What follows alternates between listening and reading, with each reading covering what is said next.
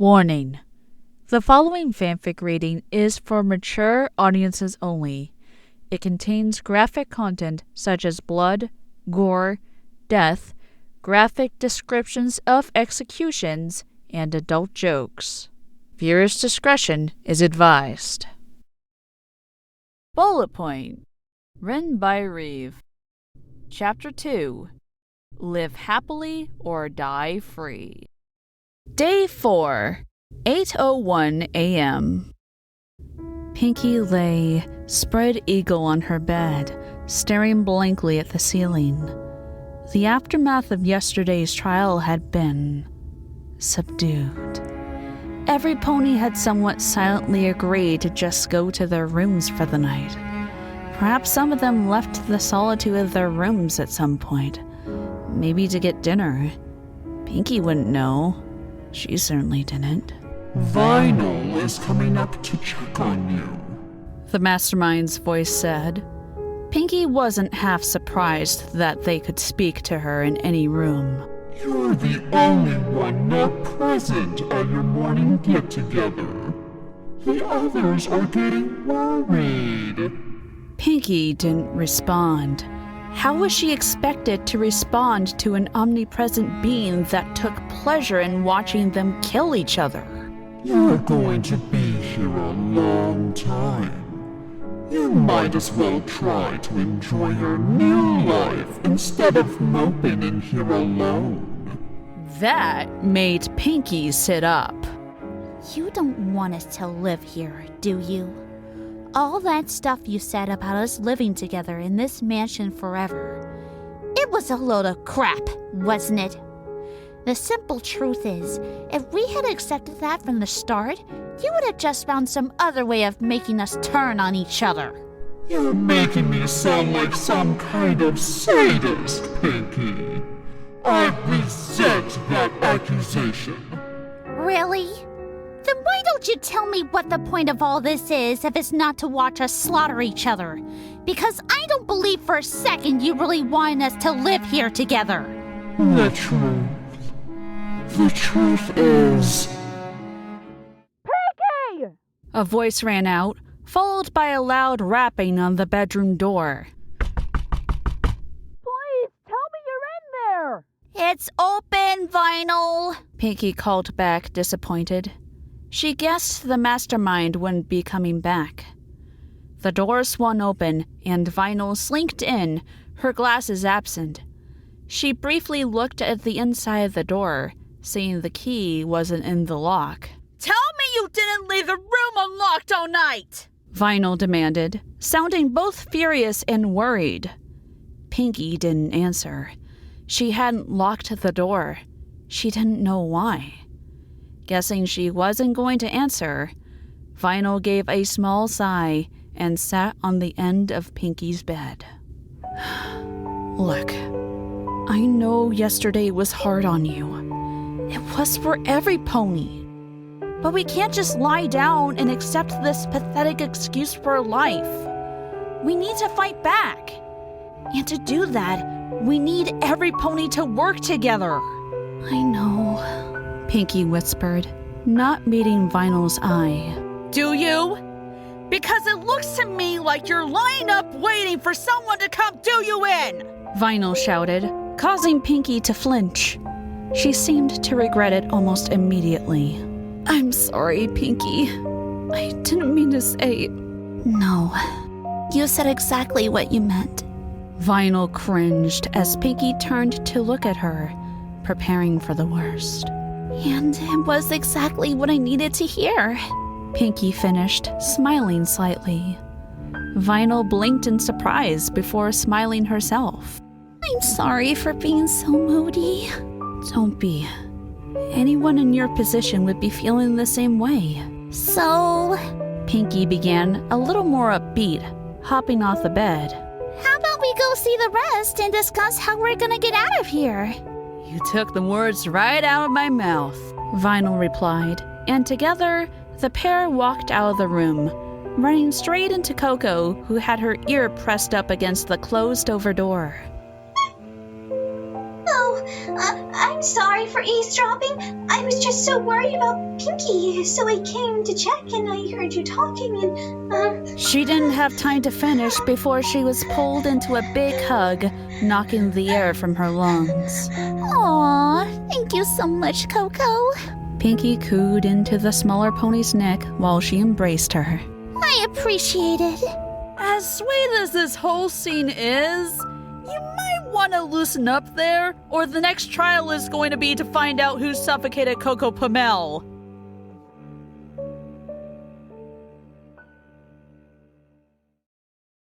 Day 4, 8:24 a.m. Oh, look, she's finally decided to stop being lazy. Blue Blood commented upon seeing Pinkie enter the room.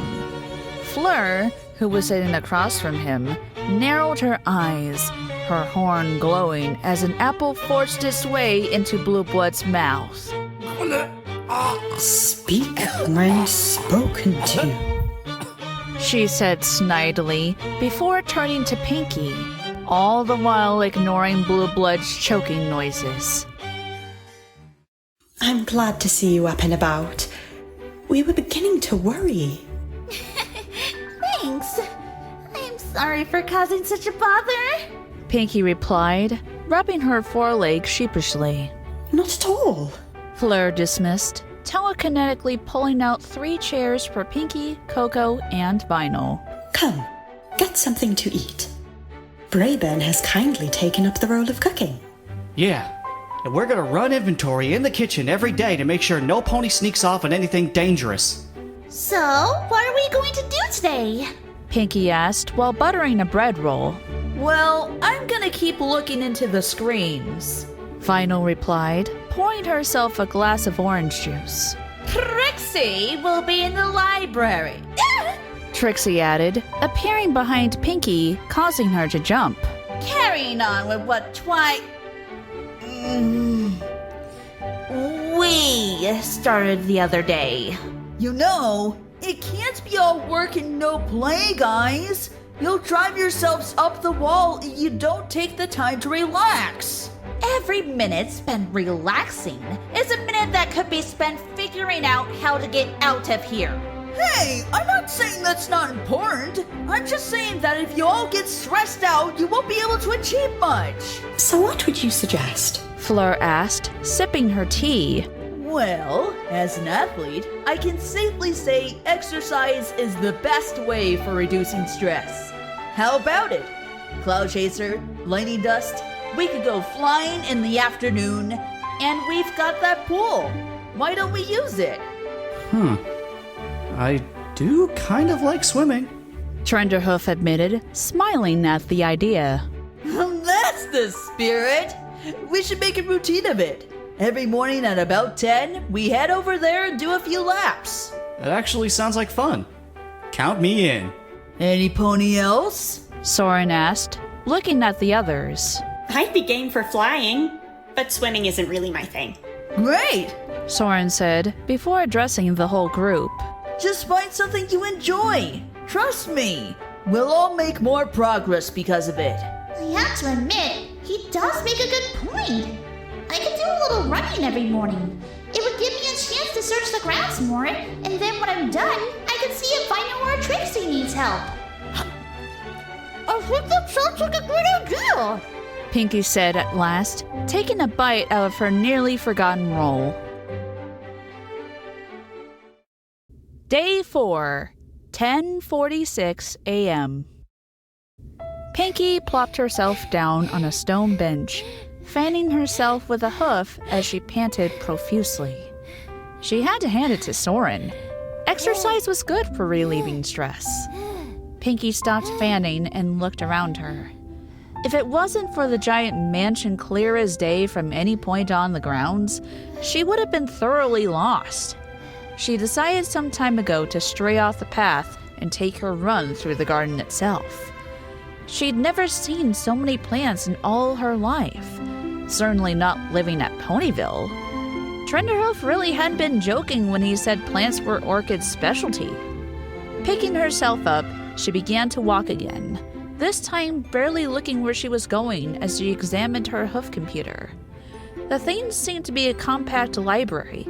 All Pinkie had to do was point it at any random plant, and she would be flooded with information on it. Pinkie was so amused by this feature that she didn't even notice the figure step out of undergrowth and creep up behind her.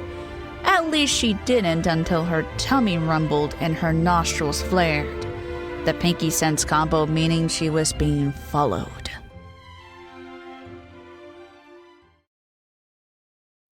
Pinkie spun around, bringing her hooves up to shield her face. Not that she needed to, as her stalker made no attempt to attack her. Instead, Blue Blood stood quite still, staring down at her with undisguised loathing. What do you want? Pinkie demanded, taking a hasty step back from Blue Blood. What? Are you the only one allowed to take that Wonderbolt device? He asked, as if he were talking down to a child. Or maybe you're the only one who's allowed to wander around these grounds. I mean, why are you following me? Pinkie specified, not about to take any of Blue Blood's crap. I suggest you answer, because after the way you've treated my friends, I'm pretty tempted to buck you to the moon! I'd like to see a puny filly like you try. Blue Blood said, giving Pinkie the first genuine smile she'd seen on him, although it was easily creepier and more threatening than cheery. Pinkie took another step back, but Blue Blood stepped forward. Don't try anything! I'll scream! Oh, get over yourself. If I wanted to kill you, you'd already be dead. Blue Blood said, rolling his eyes. Pinkie halted, surprised by the bluntness of what he said. Then what do you want? I just wanted to say... Blue Blood began, but he didn't get any further than that. Hey! A voice rang out above them. They both looked up to see Cloud Chaser hovering overhead. She swiftly descended, dropping next to Pinkie and facing Blue Blood in an aggressive pose. You mind telling me what you're doing out here? Nothing. Blue Blood replied casually, turning away from the pair. Don't let me catch you around her, or any pony else, you hear? Cloud Chaser shouted after the slowly retreating Blue Blood. He didn't acknowledge her threat. Once he was out of sight, Cloud Chaser turned to Pinkie, a look of relief on her face. You okay? He didn't try to hurt you, did he? No, I don't know what he was gonna do. Well, we should probably head back, and we'll tell Flur about this. She seems to be good at keeping Blue in line. Sure. Thanks for showing up anyway. Don't worry about it. We girls gotta stick together. How did you know we were out here, though? Pinkie asked as the pair began to walk back towards the mansion. Well, I thought I'd take Soren's advice and go out for a little flight. He's over at the pool, and I think Lightning headed back to her room, probably to catch some Z's. Anyway, I saw him walking around the gardens. He kept looking at his hub computer. I figured the slimy weasel was up to no good, so I followed him just to make sure. Wait, he wasn't following me? I guess not. I assumed he just came by you by accident until he started getting up in your face. Strange. I wonder what he was doing out this far. With that guy? Who knows? Let's just get back to the house and find Flur. Sure.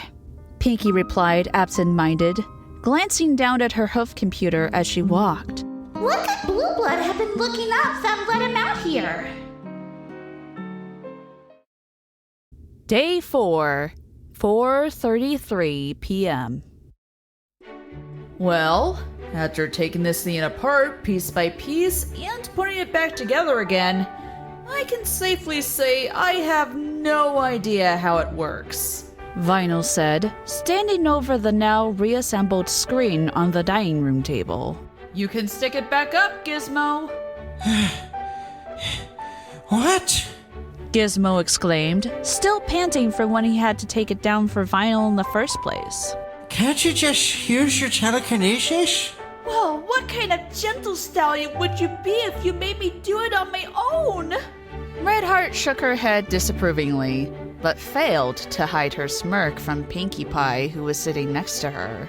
But I guess I can do it if you really won't help out a mare in need. No, wait! Gizmo exclaimed, jumping to his hooves and rushing forward. I can do it. Don't you worry about it. Thanks, you're a dear, Vinyl said, walking away and leaving Gizmo to do the heavy lifting. You are just terrible. Yeah, I know. So you really didn't figure out anything? Well, I figured out some stuff.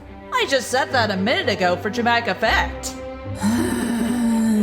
Vinyl admitted, earning a sigh of frustration from Redheart, which she ignored. Basically, it's run by a power crystal, which is receiving its power input from an outside source. My guess is that source is the mastermind itself. So they are really a unicorn? Most likely. But like Trixie said, it is possible for another race to use magic given the right tools and training. Now, magic isn't my thing, but from what I could tell, the magic is being sent from somewhere inside this mansion. The mastermind's here? That's what it looks like. But like I said, magic isn't really my thing. I'll have to get Trixie to look into it later. If she ever comes out of that library. So the mastermind is in this mansion with us. But we've been in every room. Every room except one. Hey, careful with that, Gizmo! Vinyl shouted as Gizmo nearly dropped the screen trying to remount it on the wall. That thing's high quality! I plan to sell it once we get out of here! Vinyl turned back to the others. Redheart was giving her a disbelieving look. What? Might as well have some good come from this whole escapade. Day 5, 9:34 a.m. And that's how Equestria was made! Pinkie finished, causing Vinyl to burst out laughing, and Coco gave a polite smile. I told you she was full of the best stories! Vinyl said, clapping Pinkie on the back. Yeah, that one was really funny. Coco agreed, before spotting lightning dust walking around the corner towards them. Oh, Lightning, we're going for a jog. Would you like to join us? Nah, I can never do hard exercises right after eating. I'm just gonna head to my room to do some light cardio for my flight with Sarin later. Don't we have a gym for that? Yeah, but that nerdy guy is in there. Lightning mentioned, cringing at the thought. He keeps chatting me up, and it's really freaking me out. Aw, Gizmo's a nice guy! Maybe he is. He's just not really my type, you know? Brayburn, on the other hand. Lightning gave a low whistle. Vinyl nodded in agreement. I can't really speak there. I'm pretty sure he's my cousin. Seriously? Do you really think you couldn't? I don't know. Speak me up to him. See if he bites. I'll see him in the kitchen during dinner time. I could bring it up then if you'd like. Would you? Lightning asked, turning her slightly shimmering eyes to Coco. I'd really appreciate that. Oh, it's no bother. Coco insisted, blushing slightly. Thanks anyway. Lightning said, walking around them. I'll catch you girls later. Have fun on your run. We will! She seems to have gotten a lot friendlier since we first got here. Coco commented as they carried on walking. Yeah, I was hanging with her yesterday in the sauna. I think the whole trial thing really shook her. She says she's been trying to get on better with every pony since. That's nice. Coco said, quirking an eyebrow. And terrible, I think. I think we were all affected by the trial, Pinkie stated, staring at her hooves as they were walking. You girls don't think he deserved that, do you? I know what he did was wrong, but... No. No pony deserved to go out that way. Maybe not. A voice said behind them. They all spun around to see Flur standing a few feet behind them. But don't forget, the punishment for murder is only exile, But the punishment for treason is death. While I don't agree with the method employed, I stand by the fact that he got what he deserved. That's all well and good, but do you mind not sneaking up on us? Final exclaimed, looking like she was recovering from a heart attack. My apologies. I was hoping to speak to Pinkie. Me? Pinkie repeated, surprised. Fleur nodded. Sure. You two head on. I'll meet you outside. Sure. When they were several meters away, she called back one last time. We're heading out through the door beside the pool. We'll see you there. Sorry for dragging you away from your friends, Pinkie. Fleur began once they were out of sight. Don't be silly. You're my friend too. Fleur's elegant facade slipped for a brief second to reveal a look of genuine surprise before it was replaced and she carried on talking. Cloud Chaser told me what happened yesterday. Oh? What did you want to know? For starters, do you remember exactly where you were? Pinkie thought about it for a moment before answering. The northeast corner of the grounds, I think. I'm not sure where precisely or how far out I was. Why? From what Cloud Chaser told me, Fleur continued, looking briefly over her shoulder to ensure they were alone. I don't believe Blue Blood set out to follow you, but rather stumbled upon you by accident. So I want to know what he was doing out there. Maybe it's nothing suspicious, Pinkie suggested, although she didn't believe it herself. Maybe he really did just want to take Soren's advice. Cloud Chaser said she saw him looking at his hoof computer repeatedly. Fleur said, apparently ignoring what Pinkie had proposed. Don't you see anything odd about that? Odd? What would be odd about it? After all I was using to get tons of information about different plans, I could... Oh! Pinkie said, as it dawned on her what Fleur was hinting at. He can't read. So what was he looking at on the computer? That's exactly what I'd like to know, Fleur said, nodding.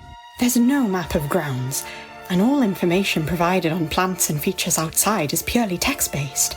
So what could he have been looking at? Or listening to. But what do you think he's doing? I don't know, but I don't trust it. If I had to point out the weak link in our group, it would be him. The pair stood in the corridor in silence for some time, before Fleur finally spoke up. Pinkie, do you think you and I would be able to go out walking tomorrow to see if we can find where you encountered Blue Blood? Sure, if you think it will help, Pinkie replied, surprised at the request. I believe it might. Anyway, I will let you get back to your friends now. Thank you for your time. Don't worry about it. What are friends for? That slip again. Is she really so surprised to be considered a friend? Day 5, 3:20 p.m. And you waited until now to inform Trixie of this? She had already been tightly wound at having been disturbed while reading. Finding out that Vinyl had taken a whole day to inform her of what she found out from the screen seemed to be the last straw. Sorry, Trixie. We were busy. Busy running around outside and lounging in the games room. Trixie knew no good would come from that stelli's suggestion of finding time to relax. It would seem you have all lost focus of what we are trying to achieve here. Hey, we want to get out as much as you do, but Soren had a point. You've been in here for almost an entire day, and how much have you found? Trixie is very close to making a breakthrough. She is sure of it. Quit talking out your ass, Trixie. You need a break, and you can't argue otherwise because you're getting nothing done here. How about you tell us what to look for, and we take over reading for a bit? Pinkie suggested, hoping to diffuse the tension a little. You could maybe head down to the sauna or the pool.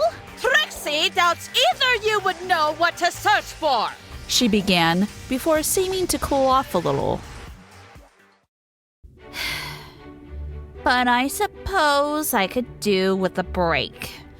I'll go take a look at that power crystal now. I thought you said you were taking a break. Trixie is. This won't pose much of a challenge. Fine. I'll get Gizmo to lend a hoof. Trixie can just use telekinesis to lift the screen down. Yeah, but it's more fun having Gizmo do it. Trust me. Vinyl replied, brightening up enough to flash a cocky grin. Day 5, 7:04 p.m. Pinkie stared at the portrait. It was the same as it had been when her, Twilight, and Trenderhoof had stood there. So why was she so enthralled by it by now? Almost subconsciously, Pinkie raised her front left hoof, pointing her hoof computer at the painting. She heard the familiar beep as it seemed to register what it was looking at. Swinging her hoof back to eye level, she stared at the screen that had now appeared. No information available. Day 6, 1:01 a.m.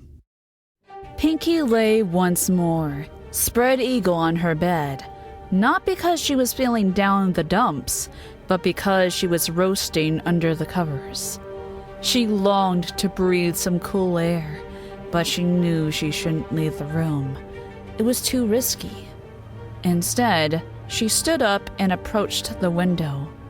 Unfortunately, when she got there, it was exactly as it had been the last dozen times she had come here with the intention of opening it. The glass was completely flushed to the frame, which was in turn flushed to the windowsill, making it impossible to open. Pinkie sighed in frustration, walking over and collapsing on her bed once more. She knew she'd regret breaking it later, but at this point, she was sorely tempted. Her eyes were just sliding shut when a beep caused her to open them again.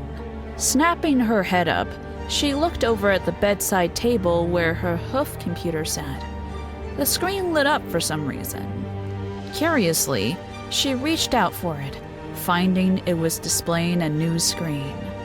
Room settings. Confused, she browsed through the new page, finding several options available to her, including room service and escort service. But the one that caught her attention at that point was one of the few that weren't grayed out. Air conditioning. Clicking into this, she was greeted with a slider bar, currently sitting at 0. Feeling hopeful, she slid the pointer to the right and was immediately rewarded with a surge of cool air blowing into the room for what she had assumed was the skirting boards. Shifting the slider to a point she was satisfied with, she lay back on her bed, smiling happily despite the thought floating around her skull. Why did my home computer turn on and go to that page just when I needed it most? Day 6, 9:10 a.m.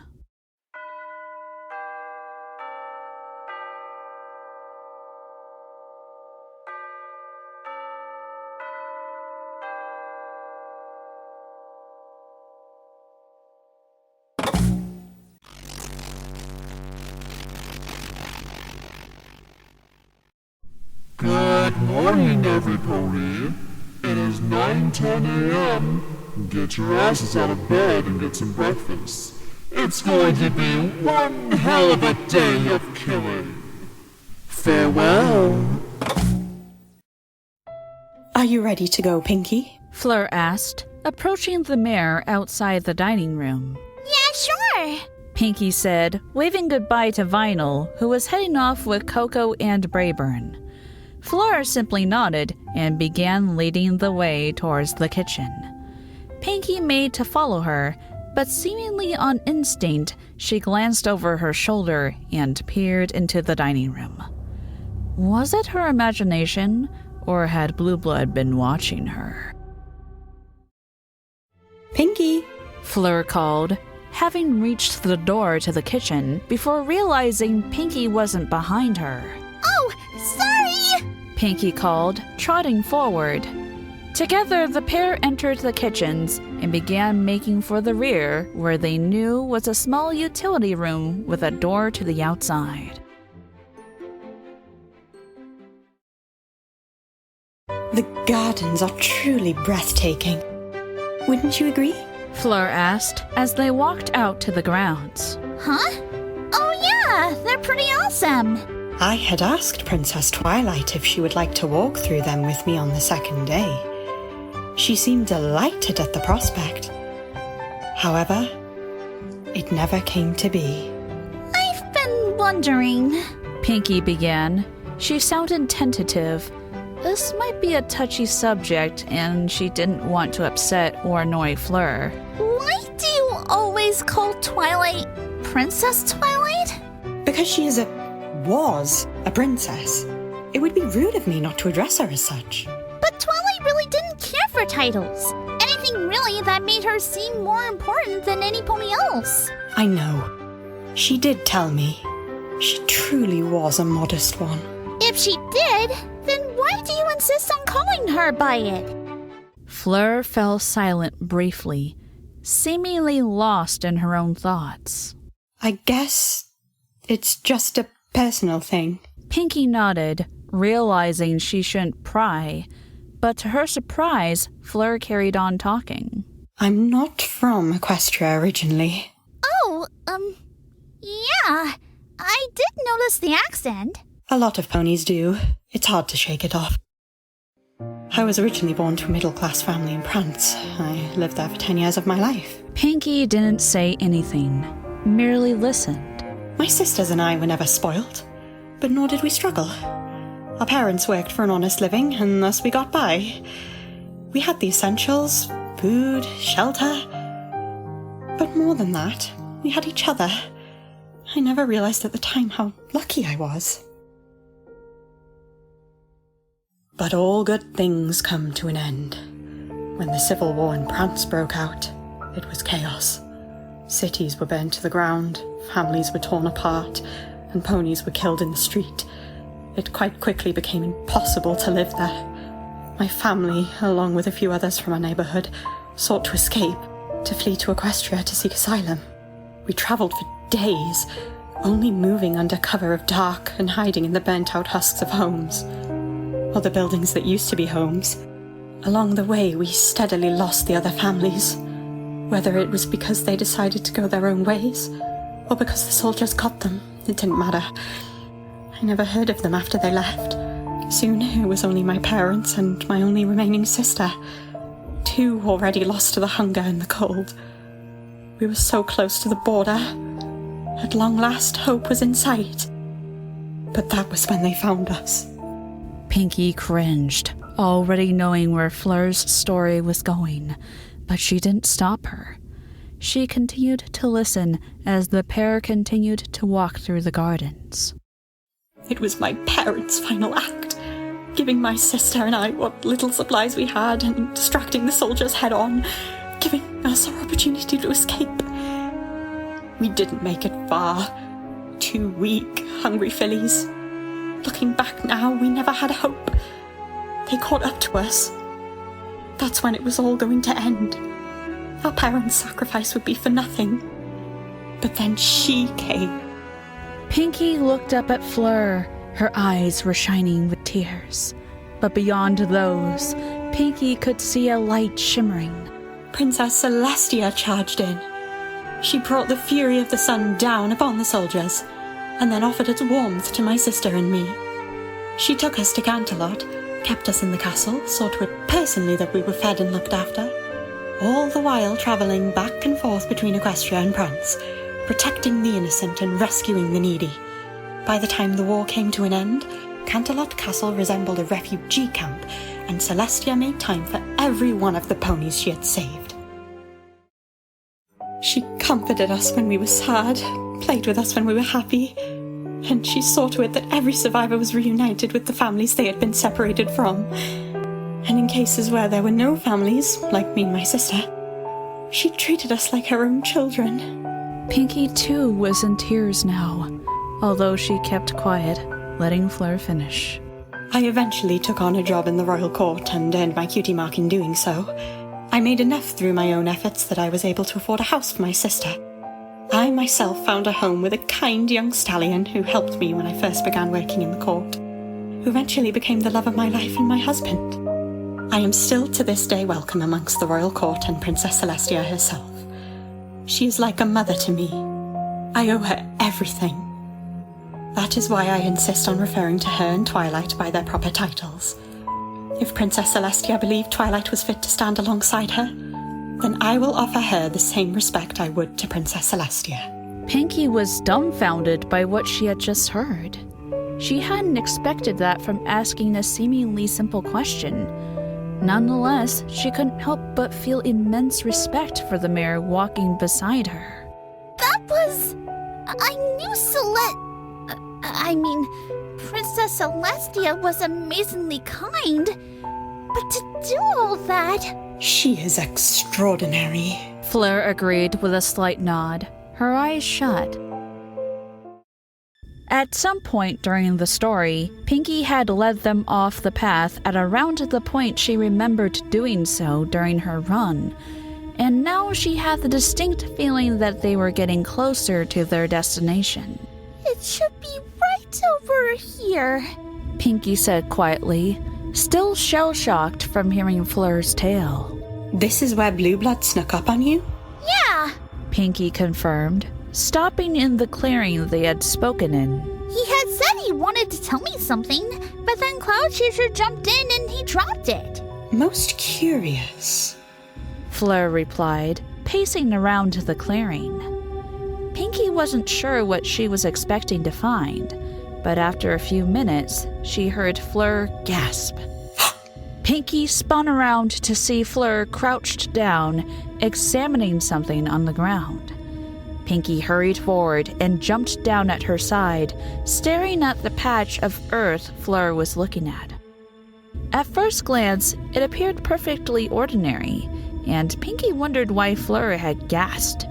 But then she saw it, an indent in the dirt, created by a solid object being pressed into it.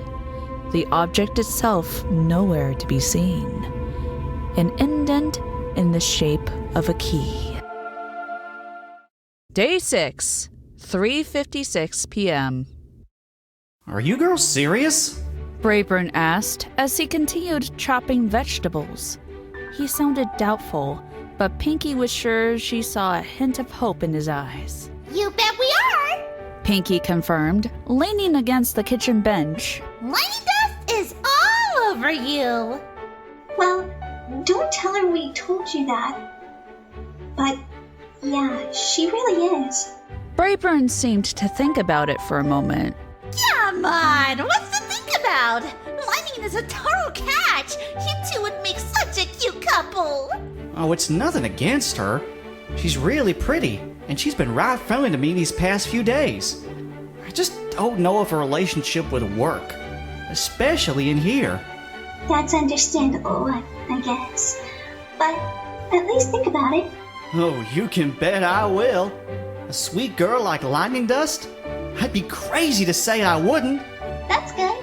Coco said, lifting the plates of salad Brayburn had just finished preparing and adding them to her tray. Pinkie, could you carry those jugs of water for me?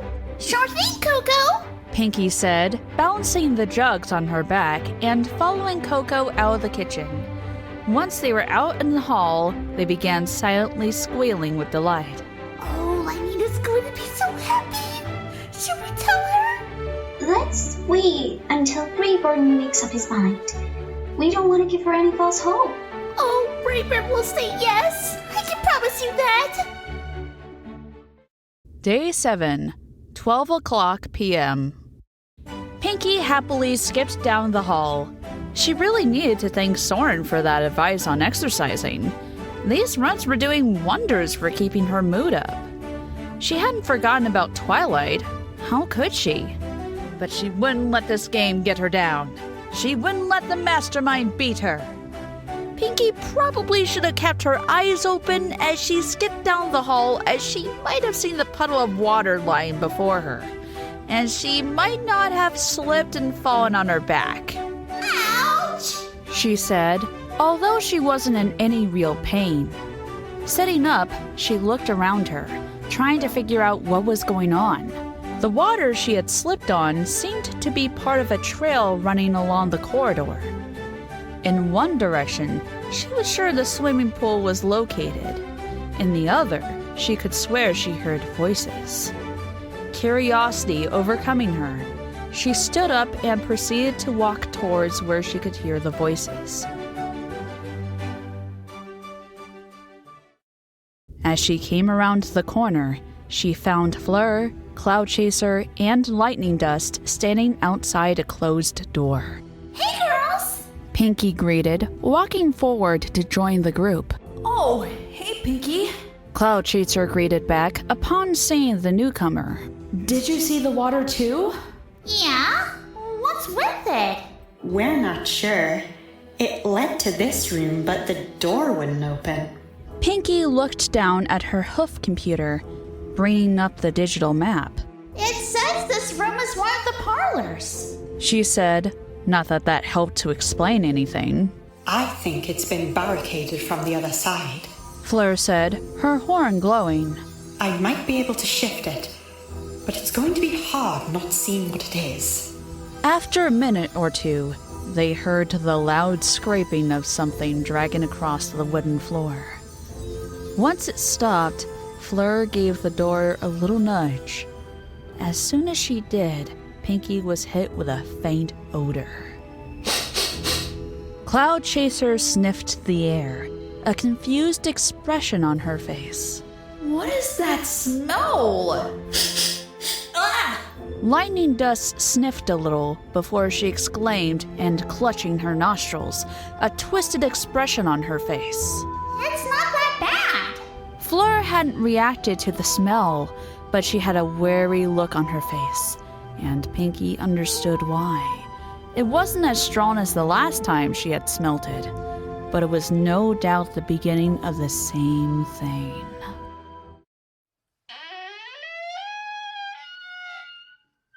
Fleur pushed the door open wide. Pinkie braced herself for what lay beyond. She could never have braced herself enough.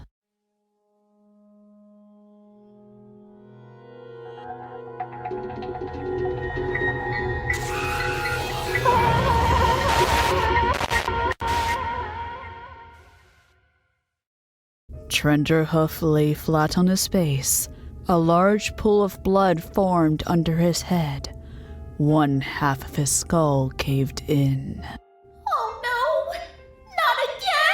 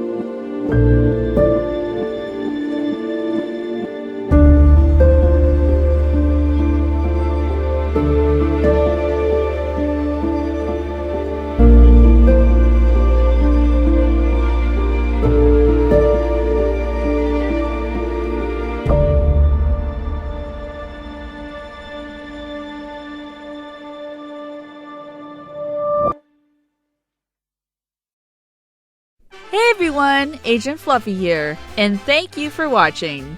If you enjoyed this video, please like and subscribe to my channel.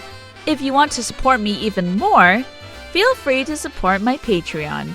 The links are right here.